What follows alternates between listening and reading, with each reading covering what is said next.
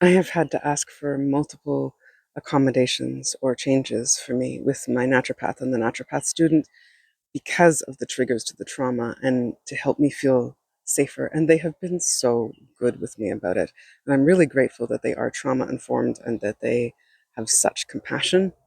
Like in the room where we meet, I have had to ask each student, it changes each year, that I have my back to the wall and facing the door because I need to see who's coming in.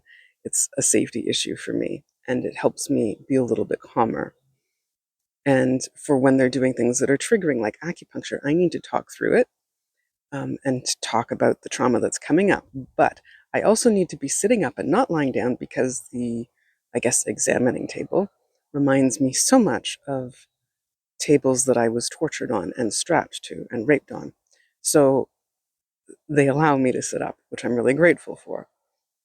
And then they were having like a sheet on the examining table for the acupuncture and a white sheet and a pillow with a pillowcase. And that was again triggering. Like I was seeing flashes of me being raped and of blood.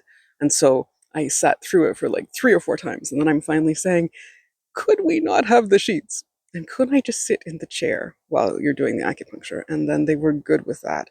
And I'm really, really grateful because it would have been so much more triggering and added to the triggers that I was already having with needles being put in me because needles were part of torture, even though these needles are tiny and thin and they're nothing compared to what the cult used. They do hurt, but they're nothing compared to what the cult used.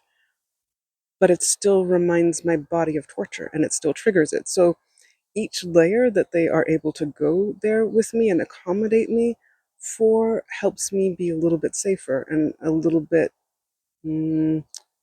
more in my knowledge that I am okay and it's different than the past. I know that I'm safe with them. I feel really safe with both of them, but it really also helps that they are making those accommodations and lowering the amount of triggers that I have in each appointment. And I'm really grateful for that.